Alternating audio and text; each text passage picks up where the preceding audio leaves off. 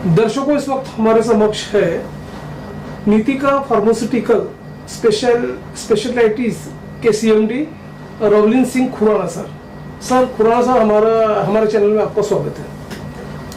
नमस्कार सर, हम आपसे ये जानना चाहेंगे कि हाल ही में विदर्भ गौरव अवार्ड जो अभी संपन्न हुआ, उसमें आपको स्मॉल स्केल यूनिट में आपको गौरवान्वित किया गया, सम्मानित किया गया।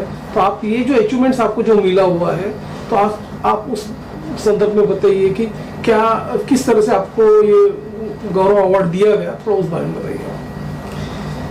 पहले तो धन्यवाद आप लोगों का आके मेरा इंटरव्यू लेने के लिए। ये जो विदर्भ गौरव अवार्ड हमें मिला है, ये हमारे जो 300 एम्प्लॉयज़ हैं उनके बिहाफ पे मैंने लिया है। तो हमारी टीम बहुत स्ट्रांग है और उन्होंने काफ़ी अलग अलग पहलुओं पे, अलग अलग फील्ड्स जो हमारे फार्मा में होते हैं, में अच्छा काम किया और उसकी वजह से हमारे को अवार्ड आज मिल सका है। हमें नरेंद्र मोदी हमारे प्रधानमंत्री जी से भी पूरे इंडिया का बेस्ट एमएसएमई अवार्ड 2016 में मिल चुका है। तो वो अवार्ड मिलने के बाद और भी बहुत सारे अवार्ड हमें मिले हैं, जैसे पूरे इंडिया में बेस्ट फार्मा एमएसएमई का अवार्ड एक्सिस बैंक की सीईओ ने हमारे को दिया था, पर वो सब ओल्ड नीतिका में था। और फिर कुछ दिक्कतें आई, कुछ प्रॉब्लम्स आई हमारे इसमें बिजनेस में, जिससे हमारे को फिर से शुरुआत करनी पड़ी। अब नई नीतिका जो है उसमें हमें जो अचीवमेंट मिल रहा है, तो इसकी खुशी ज़्यादा है कि नीचे जाके जब आदमी बाउंस बैक करता है और पूरी टीम के साथ जब बाउंस बैक करते हैं, तो उसका जो खुशी होती है वो अलग होती है। तो इसलिए हमें इस अवार्ड की, वो प्रधानमंत्री से अवार्ड मिला, ऑफकोर्स वो बहुत बढ़िया था, पर उससे ज़्यादा खुशी अभी हो रही है कि हमने बाउंस बैक किया है और वापस हमने ये अवार्ड लिया है। सर, जैसे कि आपको स्मॉल स्केल इंडस्ट्रीज के अंतर्गत, कैटेगरी के अंतर्गत आपको जो अवार्ड दिया गया है, तो ऐसे काफी जो एम्प्लॉयज है, जो स्मॉल स्केल जो चला रहे एम्प्लॉयर्स लोग, उनको भी आपसे प्रेरणा मिल रही, मोटिवेशन मिल रहा है। तो आप ये बताइए कि इसके पीछे की क्या एक सक्सेस स्टोरी है जो आपको अवार्ड रिसीव हुआ है, तो उस बारे में बताइए आप। सबसे पहले तो हमारा जो लोगो है वो है और final product the happy customer.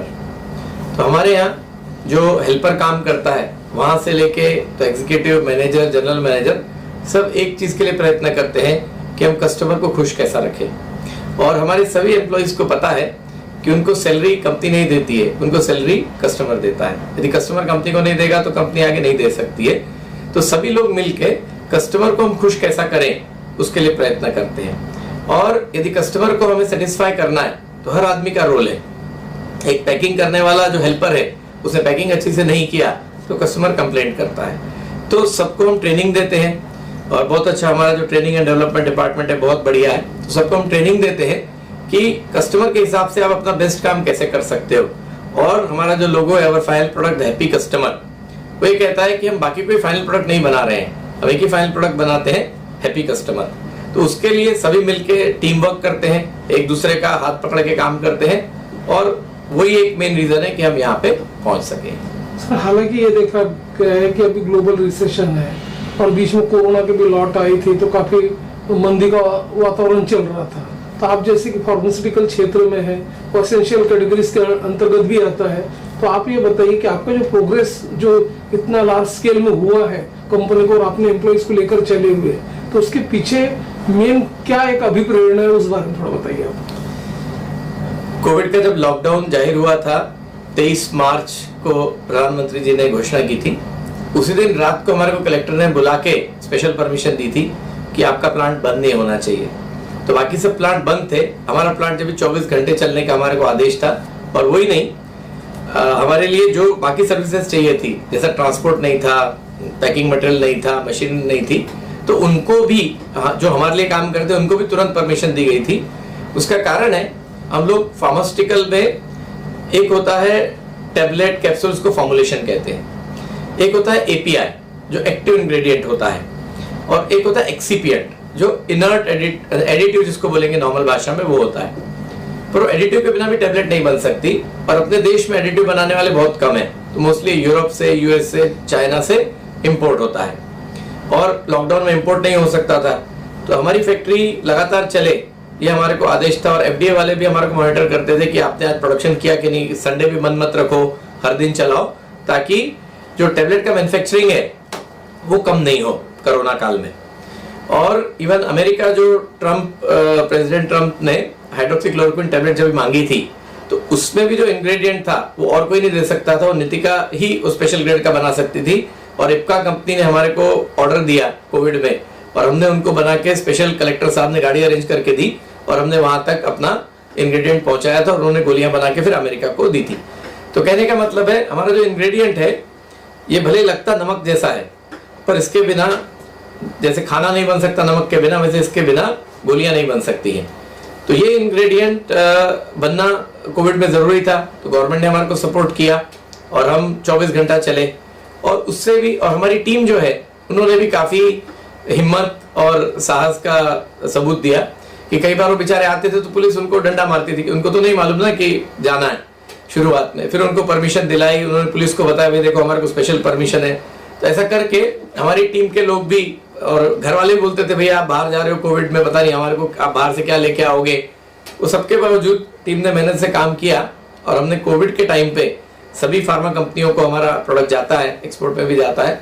Export तो बनता है जब भी, पर देश की सभी कंपनियों को इंपोर्ट बनता तो हमारा ही माल जा रहा था और उनका प्रोडक्शन हमने चालू रखने में उनकी मदद की।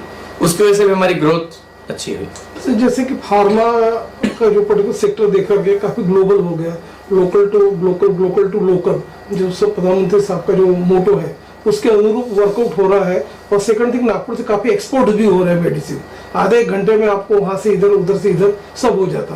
तो आप इसे ग्लोबल प्लेटफॉर्म में किस नजरिए से देखते हैं, क्या कंपटीशन है, थोड़ा उस बारे में आप बताइए। हमारा प्रोडक्ट 90 देशों में एक्सपोर्ट होता है। फाइजर, नोवार्टिस, सैनोफी, ग्लेक्सो, टेवा, अरबिंदो, हेट्रोसन, सिप्ला, ल्यूपिन, ऐसा हमारे कस्टमर हैं। तो आपकी बात सही है, आज दुनिया ओपन हो गई है। पहले जैसे आपको एक्सपोर्ट करना इंपोर्ट करना दिक्कत था, अभी वो दिक्कत नहीं रही है। हम चाइना को भी एक्सपोर्ट करते हैं और चाइना में भी हमने हमारा प्रोडक्ट का ड्रग मास्टर फाइल रजिस्टर किया है। बहुत कम कंपनी है इंडिया से जो चाइना एक्सपोर्ट करती है और हमारा चाइना में भी एक्सपोर्ट होता है। तो यदि आपकी क्वालिटी अच्छी है और आपका दाम अच्छा है तो दुनिया आपके लिए मार्केट है। तो आज हमारा प्रोडक्ट अमेरिका में भी जाता है और आपको जान के खुशी होगी कि आपके नागपुर की जो कंपनी है ये दुनिया की दूसरी और एशिया की पहली कंपनी थी जिसने अमेरिका में 2005 में ड्रग मास्टर फाइल, ये मैग्नीशियम स्ट्रेट जो हमारा प्रोडक्ट है उसके लिए फाइल किया था। और उसके बाद से मतलब भगवान की दया से हमारे को काफी प्रगति मिली क्योंकि हम एशिया की पहली कंपनी थे बनाने वाले। तो अभी भी हम जो भी प्रोडक्ट बनाते हैं उसका पूरे दुनिया में डिमांड है और हमारा काफी एक्सपोर्ट भी होता है प्रोडक्ट। और इंडिया में भी कई प्रोडक्ट इंपोर्ट होते थे जिसको हम सब्स्टिट्यूट बनाते हैं ताकि देश में इंपोर्ट कम हो सके। तो हमारा फोकस ये होता है कि जो एक्सपोर्ट हो सके या फिर इंपोर्ट हो रहा है उसको हम रोक सके, वो प्रोडक्ट्स पे हम R&D करते हैं। हमारा R&D बहुत स्ट्रांग है और हमारे जो R&D लैब है वो गवर्नमेंट ऑफ इंडिया से अप्रूव्ड है एक्सिपिएंट कैटेगरी में। और हमारे 200-250 प्रोडक्ट्स हैं, सभी प्रोडक्ट हमने खुद R&D करके ही डेवलप किए, हमने कभी टेक्नोलॉजी खरीदी नहीं है। तो हमारी टेक्नोलॉजी जो स्ट्रांग है, हमारा टीम वर्क अच्छा है और हमारा मार्केट 90 देशों में है। तो इसकी वजह से हमारे को मतलब दुनिया में कंपटीशन का कोई ऐसा दिक्कत नहीं समझ आती। और हम चाइना में भी एक्सपोर्ट कर रहे हैं, जो चाइना में एक्सपोर्ट कर सकता है वो दुनिया में कहीं भी अच्छा काम कर सकता है। तो कोरोना पैंडेमिक में हमने ये देखा है कि उस समय वायरस काफी हाई था और एक तरह से फियर पैनिक था लोगों के बीच में। तो उस समय वैक्सीनेशन बनाने में काफी होड़ सी लगी थी, सुपर वैक्सीनेशन। तो आज भी नेजल वैक्सीनेशन का भी चल रहा है, प्रयोग चल रहा है। तो आप ये बताइए कि इस कैटेगरी में आपका क्या एक लक्ष्य है, थोड़ा उस बारे में बताइए। आपका क्वेश्चन बहुत अच्छा है। जब ये वैक्सीन बनाने का बात चल रहा था तो जो उसके इंग्रेडिएंट्स होते हैं, अगेन इनएक्टिव इंग्रेडिएंट, वो इंडिया में नहीं बनते हैं और अमेरिका ने उस पर बंदी लगा दी थी। तो इससे इंडिया का प्रोग्राम रुक भी गया था। फिर बाद में मोदी जी ने बात करके और उसका इंपोर्ट करवाया और जो भारत बायोटेक कंपनी है उसने हमारे को भी अप्रोच किया था कि आप ये प्रोडक्ट बना के दो। पर प्रोडक्ट बनाना हमारे लिए मतलब आसान इंडिया में कोई नहीं बनाता है। तो हम सोच रहे हैं कि आगे चल के मे भी साल 2 साल 3 साल बाद उस तरफ जाएं क्योंकि उसमें काफ़ी इन्वेस्टमेंट भी लगती है और टेक्नोलॉजी भी इंडिया में नहीं है। पर यदि हमें देश को आत्मनिर्भर बनाना है तो उस पर काफ़ी रिसर्च करना होगा और फिर वो चीज़ हमारे यहाँ बनानी होगी। तो हमारा एम है कि अभी नहीं पर अगले 2, 3, 4 सालों में हम उस तरफ जाएं और वो प्रोडक्ट भी हम इंडिया में बनाएं। पर अभी कुछ कहना मतलब गलत होगा, बट कोशिश हमारी है कि हम कर सकें। जैसे कि आपको अभी सम्मानित किया गया स्मॉल स्केल इंडस्ट्रीज के अंतर्गत, तो अभी आगे चलकर जैसे लार्ज स्केल है, मीडियम है, ये इस पे और भी आपको छलांग लगाना है और प्रोग्रेस करना हो, और नागपुर के जो प्रोडक्ट है इसको लोकल तक लेके जाना है, या और भी काफी तमन्ना है आपकी। तो आप ये बताइए, ऐसा कौन सा काम अधूरा रह गया जो आप कर नहीं पाए और आपका एक प्रोजेक्ट ड्रीम होगा, थोड़ा उस बारे में बताइए। हमारी कंपनी पहले अभी से काफी बड़े साइज की थी और बहुत अच्छा काम उसका होता था, और फिर 16 में जो हमारा एक एक्सीडेंट हुआ था उस पर हम नीचे आए और हमारी असेट्स पूरी खत्म हो गई थी उसमें। तो उस वजह से हमारा जो साइज होता है वो असेट्स के हिसाब से होता है, तो असेट बहुत कम होने की वजह से हम स्मॉल स्केल में आ गए हैं। पर हम स्मॉल स्केल में ज़्यादा दिन नहीं रहेंगे और ये साल से ही हम मीडियम में आ जाएंगे। तो आगे चल के मीडियम और फिर लार्ज का भी हमारे को जाने का सपना है, और हमारी टीम जो है वो भी बहुत एम्बिशियस है, और सबका यही है कि हम वापस पहले से और अच्छी जगह पे, पहले हम बेस्ट एक्सिपिएंट कंपनी इंडिया की कहलाते थे, हमें बहुत सारे अवार्ड भी मिले थे। तो अभी वापस हमारे को इंडिया का बेस्ट और बाद में दुनिया का बेस्ट एक्सिपिएंट कंपनी हमें बनना है। तो उसके लिए हमारा सतत यही प्रयत्न है कि टेक्नोलॉजी हम अपग्रेड करते रहें, आर&डी हमारा अच्छा होता रहे, क्योंकि फील्ड में आर&डी का बहुत बड़ा महत्व होता है। तो अब जितना अच्छा आर&डी करोगे उतना अच्छा आपका प्रोडक्ट डेवलप होगा। तो हम यही कोशिश करते हैं। अभी बीच में हमारा आर&डी भी कम हो गया था, अभी वापस हमने आर&डी अच्छे से चालू किया है। तो यदि हम एक लेवल का आर&डी करेंगे तो निश्चय ही हम धीरे धीरे इंडिया की नंबर 1 फिर से जहां हम थे और फिर दुनिया की नंबर 1 कंपनी बनने का प्रयत्न हमारा चालू रहेगा। मैं लघु उद्योग भारती नागपुर का भी अध्यक्ष हूँ।